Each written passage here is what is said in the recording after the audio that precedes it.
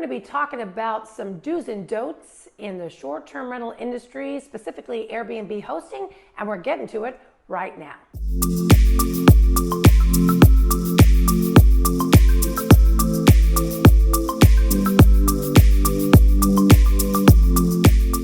My name is June Kranick, and on this channel we talk about everything as it pertains to the short-term rental industry. So we're going to be talking about all the do's and don'ts as it comes to, or as it pertains to, the Airbnb and hosting industry, short-term rentals in general. And the first thing I think everyone needs to understand is that if you don't have a heart of service, even though this may be a great industry to jump into, it's not going to work for you. You have to genuinely want people to enjoy their stay, have a great time. Your heart has to be in the right place. It doesn't mean you're bad. It means it's not for everybody. So the first thing you really have to ask yourself is the hospitality industry something that I even want to be in? If it's not something for you, it may be worth the 20 or 25%, or if you're lucky enough to get it at 15% for a property manager. So there's some key do's and key don'ts as it comes to the hosting side of things, and here's just to name a few.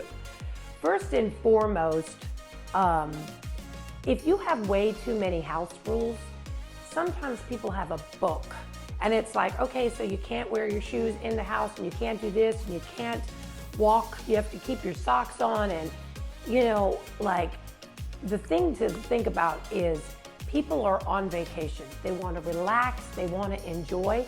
So all those crazy house rules, though in some instances they're necessary, but to go too far is just going too far. There are some simple house rules, no parties, things like that, that will really keep the issues to a minimum.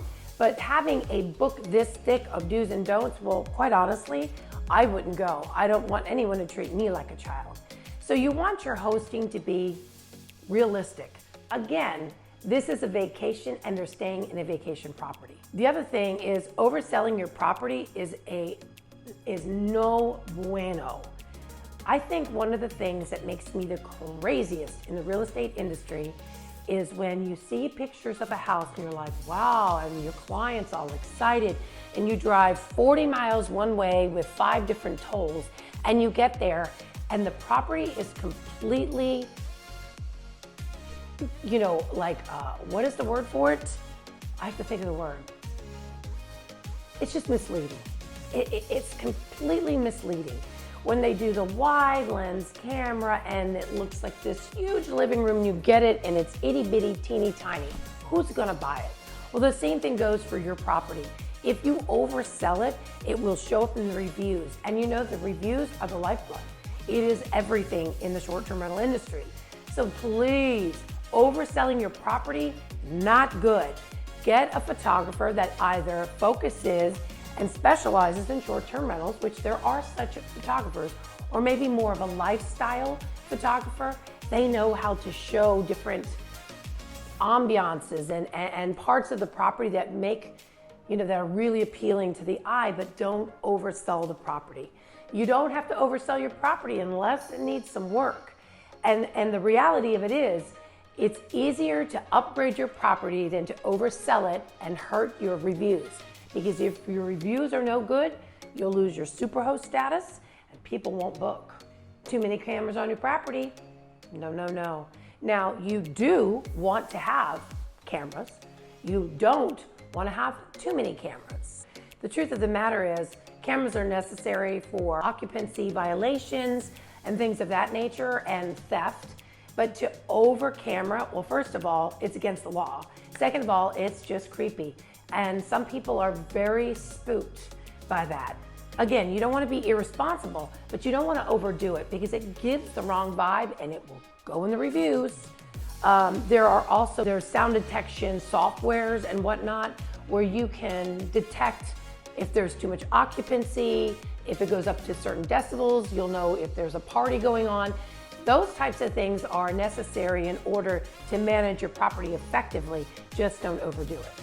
You do want to be the host that doesn't overdo it and let this business run you to the ground, but you also want to be able to be reachable. There are always going to be issues with the property. Not always, but meaning from time to time, even down to we don't know how to turn on the TV. We don't know where the batteries are for the remote.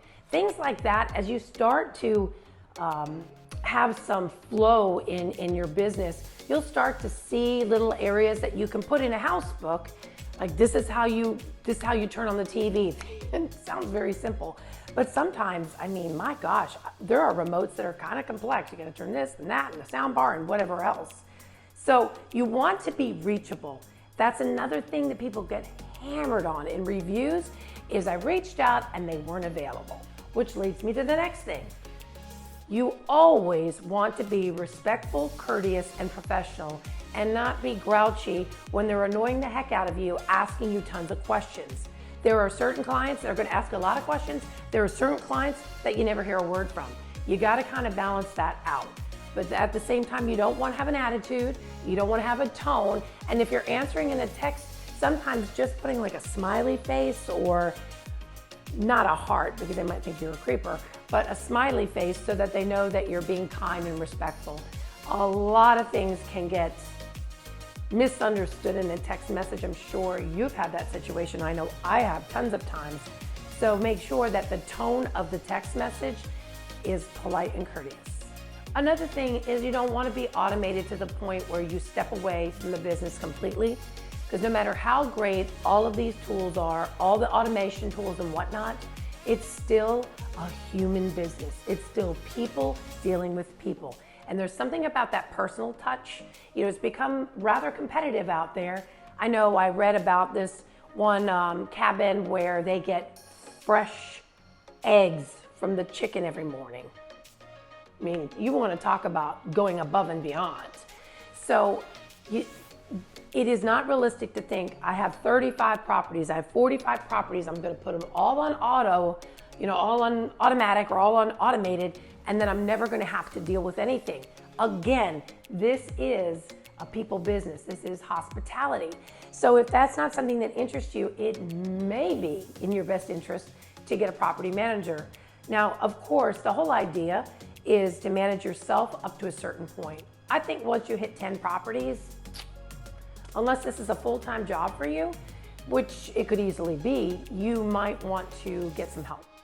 Even if it is full-time, it's a lot to manage, especially in an area like Orlando where there's 3 days, or 4 nights, or rather I'm saying 4 days and 3 nights, and then 2 nights. There's a lot of turnover in Orlando because people don't necessarily come for a week or 2 weeks.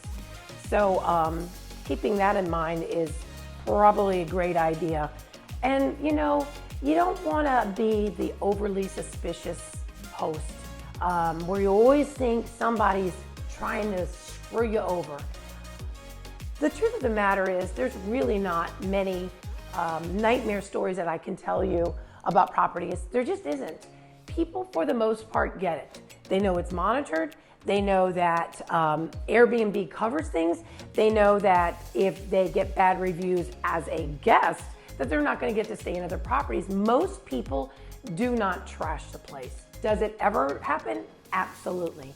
But you got to kind of trust in the process. I mean, don't be naive, but also don't be so suspicious and so cautious that it makes people uncomfortable. Because again, this is a vacation. People want to feel like it's a great experience. They want to feel it was above and beyond. They want to feel like the money they spent was worth it, and they want to feel appreciated because it is. Most of these properties, they're not cheap anymore. It's not like $100 and, there are cleaning fees that are over $100. So people are paying for the experience, so make sure they get that type of experience. Just my 2 cents.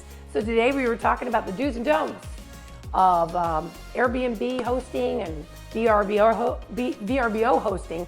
But if that's not what you're looking for, well, you have to let us know. Reach out, send us a text, give us a call, send us an email, however you wish to connect, because we got you covered in the short-term rental industry, and we will see you on the next video. Bye for now.